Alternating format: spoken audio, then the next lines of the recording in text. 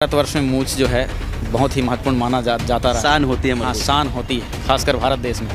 और मूछ पे तरह तरह के लोग दाव लगाया करते हैं। हमारे पूर्व मंत्री अमरजीत भगत जी ने भी अपना मूछ पे दाव लगाया था। भाई हमारे पास ज़्यादा बड़ा बुके तो है नहीं, छोटे बुके के साथ ही आपको सम्मान करेंगे। काफ़ी युवा हैं और उम्मीदें भी काफ़ी ज़्यादा है। फौज से आपने रिटायरमेंट लिया, जिस दिग्गज नेता के सामने लड़ रहे थे, क्या उम्मीद थी कि जनता ऐसा समर्थन दे देगी? और आप जिसको बोला जाता है कि अमरजीत भगत का जो गढ़ है वो सीतापुर है, वहाँ से उनको हराना बहुत ही मुश्किल है। वापसी का क्या कारण है, क्यों आप वहाँ से वापस आकर राजनीति पे आए हुए हैं? कोई चाहत है आपकी, बड़े नेता को हरा कर आए हैं, बड़े दिग्गज को हरा कर आए हैं, कुछ मन में मनसा है कि मुझे ये पद दे दिया जाए जिससे मैं छत्तीसगढ़ या और युवाओं को उनके लिए एक एग्जाम्पल बन सकूं, उनके लिए कुछ कार्य कर सकूं। अच्छा टोपू जी बताइए, मूछों के बारे में क्या कहना चाहते हैं? मुझे लगता है यदि इतने बड़े दिग्गज नेता हैं, उन्होंने अगर कमिटमेंट कर दी तो पीछे नहीं हटना चाहिए। वादा किया तो पूरा करके दिखा दें। बिल्कुल।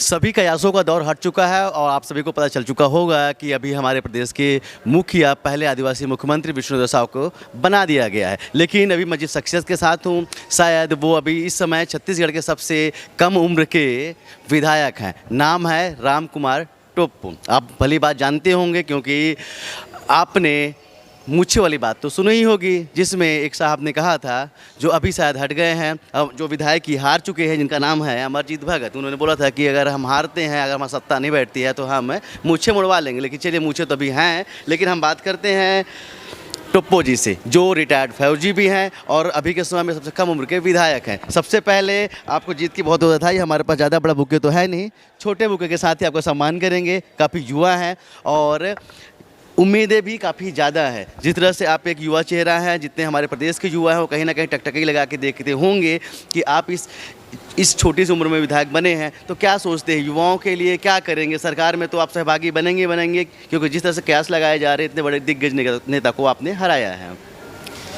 देखिए, आज युवा जो है क्षेत्र के सीधे मेरे से बात कर सकते हैं। उन्हें हमसे मिलने के लिए किसी से व्यक्ति पकड़ने की ज़रूरत नहीं है। और हमने तो सीतापुर विधानसभा में उनके राय के लिए भी एक प्लान बना रहे हैं कि वो अपना जो राय है वो सीधा हमारे पास रख सकते हैं कि हम किस तरह से क्षेत्र का विकास करें, युवाओं के लिए क्या करें, वो सारे सीधा हमसे बात रख सकते हैं। जब आपने फौज से आपने रिटायरमेंट लिया, जिस दिग्गज नेता के सामने लड़ रहे थे, क्या उम्मीद थी कि जनता ऐसा समर्थन दे देगी? और आप जिसको बोला जाता है कि अमरजीत भगत का जो गढ़ है वो सीतापुर है, वहाँ से उनको हराना बहुत ही मुश्किल है, नामुमकिन माना जाता है। ऐसी उम्मीदें थी कि आप युवाओं को साथ लेके और लोगों को साथ लेके उनको पटकनी दे देंगे? बिल्कुल, क्योंकि युवाओं ने ही मुझे पत्र लिखकर चुनाव लड़ने के लिए बुलाया था। और युवा के बारे में सब जानते हैं कि भारतवर्ष का युवा अगर ठान ले तो कुछ भी संभव है, और उन्होंने करके दिखाया। कभी सोचा था कि फौज से वापस आएंगे तो हम राजनीति पे आएंगे? नहीं, बिल्कुल नहीं। अभी तो मुझे फ़ौज में बहुत लंबा सेवाएं देनी थी, लेकिन अचानक से 13 साल में वापस आया। वापसी का क्या कारण है, क्यों आप वहाँ से वापस आकर राजनीति पे आए हुए हैं? क्षेत्र की मांग थी, उन्होंने मुझ पर भरोसा करके पत्र लिख के व्यक्तिगत रूप से निमंत्रण दिया, और आज उसी पत्र का जवाब देने के लिए मैं अपने सरहद की नौकरी छोड़कर चुनाव के रण क्षेत्र में आया। अच्छा, जब आप छोड़कर आए थे तो आपको उम्मीद थी कि भाजपा आपको इस कैंडिडेट बनाएगी वहाँ सीतापुर से? नहीं, बिल्कुल नहीं। हमारा दूर दूर से किसी भी प्रकार के राजनीतिक दलों से कोई संपर्क नहीं। लेकिन कहते हैं ना कि भाजपा में कुछ भी संभव है, और ये केवल इस तरीके का भाजपा में ही देखा जा सकता है कि हर किसी को नेतृत्व करने का मौका मिले। कोई चाहत है आपकी, बड़े नेता को हरा कर आए हैं, बड़े दिग्गज को हरा कर आए हैं, कुछ मन में मनसा है कि मुझे ये पद दे दिया जाए जिससे मैं छत्तीसगढ़ या और युवाओं को उनके लिए एक एग्जाम्पल बन सकूं, उनके लिए कुछ कार्य कर सकूं?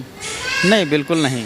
आज जिस जिम्मेदारी को मैं जीत कर आया हूँ, यही मेरे लिए सबसे बड़ी है, और इसी जिम्मेदारी को मैं बहुत अच्छे तरीके से करके मैं अपने आप को साबित करूँगा। काफ़ी कम उम्र में आप विधायक बने हैं, उम्मीदें बहुत ज़्यादा है क्षेत्र को, और कहीं ना कहीं लोग चाहते होंगे कुछ आप अपने क्षेत्र के लिए करके कुछ करें। ऐसा कुछ मन में प्लानिंग है कि मुझे सीतापुर को कुछ इस तरह का बना देना है, या कुछ ऐसे कार्य करने हैं जिसको पूरा प्रदेश की जनता देखे? बिल्कुल, हम इसके लिए होमवर्क कर रहे हैं, और हमने आधिकारिक बैठक भी ली है हाल ही में। उन सभी से फीडबैक मांगा है, और क्षेत्र के जो पुराने कार्यों का, और साथ ही साथ आगामी योजना के लिए उनका सुझाव मांगा है।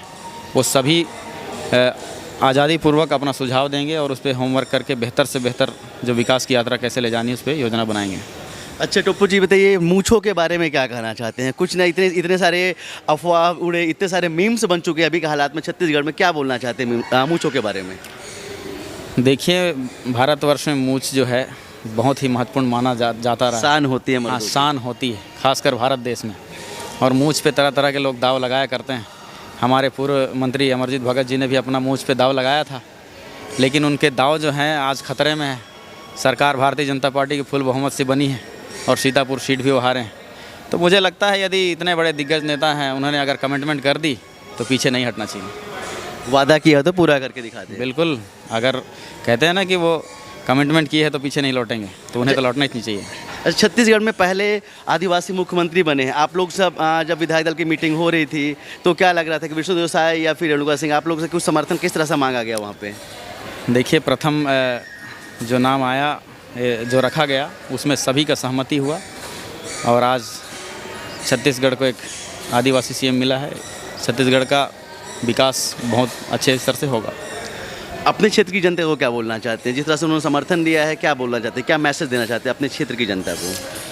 अपने क्षेत्र की जनता का धन्यवाद के साथ मैं यही मैसेज देना चाहता हूं कि अब सीतापुर का जो शासन है, वहां की संचालन विधि नीति है, वो सब सुशासन की ओर जाने वाला है और मैं उनके विश्वास पे खरा उतरूंगा, ये मैं खुद पे विश्वास करता हूँ।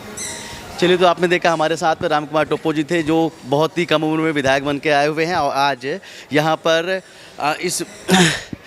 आज विधायक दल की बैठक अभी हुई है और जिसमें कहीं ना कहीं मंत्रिमंडल का विस्तार तो अभी नहीं किया गया। उम्मीद करेंगे कि जिस तरह से ये युवा हैं तो कुछ ना कुछ ऐसा पद इनको मिले जिससे ये युवाओं के लिए एक प्रेरणा स्रोत बन सकें। कैमरामैन अखिल के साथ अब तक के लिए मैं सुनील शर्मा। जय हिंद।